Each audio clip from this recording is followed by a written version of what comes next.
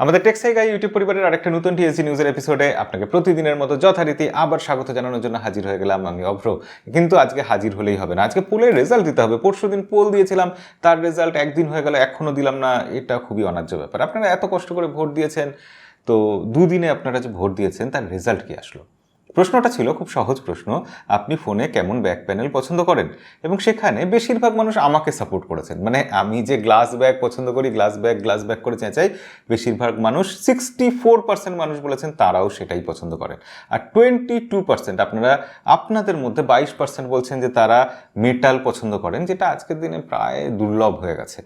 আর এরপর 11% বলছেন তারা ম্যাট প্লাস্টিক পছন্দ করেন। হ্যাঁ, সেটাও দেখতে বেশ ভালো লাগে, আমার সেটাও খারাপ লাগে না। কিন্তু 4% বলছেন তারা গ্লসি প্লাস্টিক পছন্দ করেন। এটা সত্যি আমি খুব অবাক হয়ে গেলাম।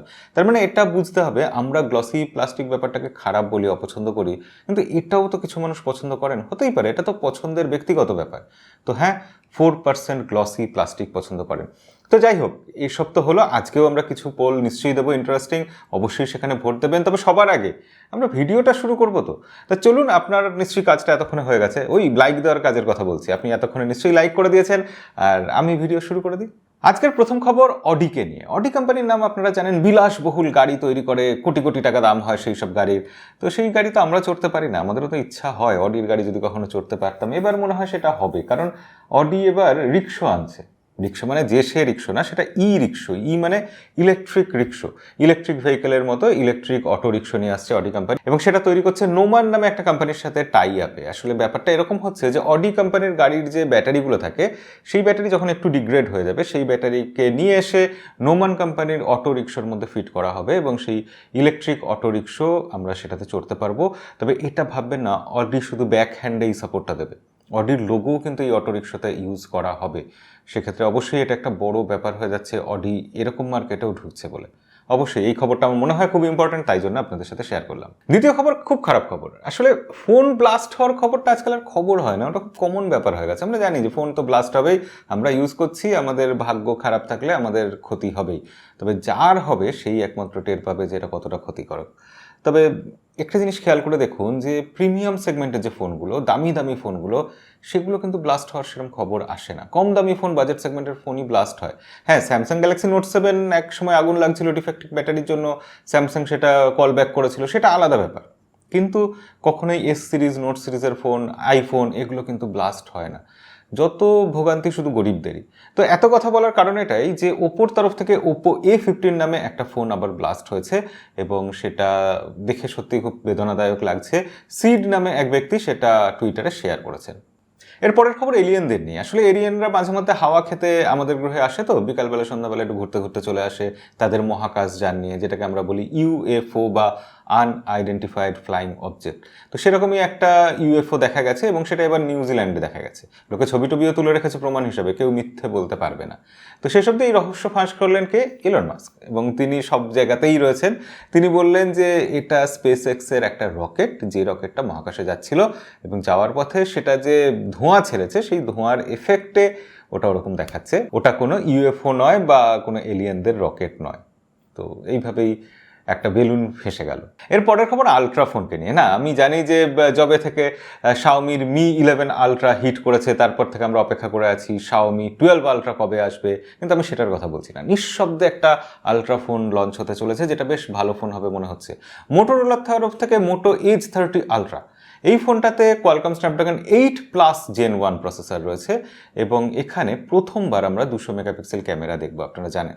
এবং এই ফোনটাতেই আমরা এবার কিন্তু ফ্রন্টে পাচ্ছি 60 মেগাপিক্সেলের একটা সেলফি ক্যামেরা, 6.67 ইঞ্চি একটা full HD plus AMOLED display. কিন্তু তার স্পেশালিটি এটাই যে সেটা 144 হার্টজের ডিসপ্লে হবে। তো মনে হচ্ছে এই ফোনটা ভালো হবে, খুব শিগগিরই ফোনটা লঞ্চ হচ্ছে আগামী মাসে। তো ফোনটা হাতে পেলে অবশ্যই আপনাদের সব কিছু জানাবো এই ফোনটার ব্যাপারে। মোটোরোলা আদৌ কতটা ভালো করতে পারলো, 200 মেগাপিক্সেল ক্যামেরা দিলেই তো শুধু হলো না, তাহলে আর আমাদের দরকার কি? আমাদের চাকরি থাকবে না।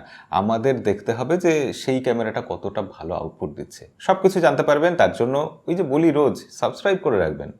মিডিয়াটেক কিন্তু মার্কেটে এখন সত্যি অসাধারণ কাজ করছে। মিডিয়াটেক বলছে যে তাদের ডায়মন্ডসিটি 9000 আর 8000 সিরিজের যে প্রসেসরগুলো আছে, সেই প্রসেসরগুলো স্মার্টফোন মার্কেটে মোটামুটি 35% মার্কেট শেয়ার ধরে নিয়েছে। শুধু এই দুটো প্রসেসর। এছাড়া ডায়মেনসিটি 700 ইত্যাদি ইত্যাদি 1200 1300 এইসব তো রয়েছে, সেগুলোকে ধরাই হচ্ছে না। তো সেক্ষেত্রে মিডিয়াটেক রীতিমতো ভালো কাজ করছে। কোয়ালকম এখনও ভালো প্রসেসর বানায়, নো ডাউট, তারা এখনও কিং, তবুও মিডিয়াটেকের প্রশংসা করতেই হবে। এই হলো অ্যাপেলের এয়ার ট্যাগ। এই এয়ার ট্যাগ জিনিসটা কি অনেকে জানেন না, প্রশ্ন করছিলেন আমাকে। অবশ্যই আমরা চেষ্টা করব এটার বিষয়ে একটা শর্ট ভিডিও আনার। তো এয়ার ট্যাগ জিনিসটা বেশ সফল একটা প্রোডাক্ট অ্যাপেলের। এয়ার ট্যাগ সত্যি বেশ কাজের। এটা 2021 সালে লঞ্চ হওয়ার পর 20 মিলিয়ন ইউনিট সেল করে ফেলেছিল অ্যাপেল। তারপর আবার 25 মিলিয়ন ইউনিট তারা তৈরি করে আবারও সেকেন্ড লটে সেল করেছিল, এবং এটা সফল প্রোডাক্ট বলে অ্যাপেল এর সেকেন্ড জেনারেশন আনবে। তো এয়ার ট্যাগ 2 আসতে চলেছে, এটা একটা খবর। কিন্তু আসল খবর এটাই যে অ্যাপেলের যে কর্মচারীরা আছে তারা নিজেরা মিলে একটা ইউনিয়ন তৈরি করেছে। আমরা জানি আজকাল তথ্য প্রযুক্তির জগতে কর্মচারীরা বিভিন্ন রকম সংগঠন তৈরি করছেন, কিন্তু অ্যাপেল কোম্পানিতে সেখানে একটা ইউনিয়ন তৈরি হওয়া, তার উপর আবার জো বাইডেন আমেরিকার প্রেসিডেন্ট, তিনি এটাকে অ্যাপ্রিসিয়েট করেছেন। ব্যাপারটা সত্যি গুরুত্বপূর্ণ হয়ে যায়। তো দেখা যাক, অ্যাপেলের কর্মচারীরা এরকম করছেন, কর্মচারীদের কিছু স্বাধীনতা দরকার অবশ্যই। তবে হ্যাঁ, এটা আমি বলবো না কখনই যে গরিবদের ইউনিয়ন, কারণ অ্যাপেলের কর্মচারী তাদের গরিব বলে কনসিডার করা একটু মুশকিল না। আজকে নাথিং ফোনের একটা খবর আছে, কারণ নাথিং ফোন অলরেডি ইউটিউবে ভিডিও চলে এসেছে। তবে হ্যাঁ, সব কিছু এখনো জানা যায়নি। MKBHD চ্যানেলে নাথিং ফোনটা দেখা গেছে, এবং সেখানে একটা খুব জিনিস নোটিস করার মতো আমার ভালো লেগেছে। সেখানে হচ্ছে ব্যাক সাইডে যে এলইডি লাইটগুলো আছে, সেই লাইটটা ইন্ডিকেট করছে চার্জিং।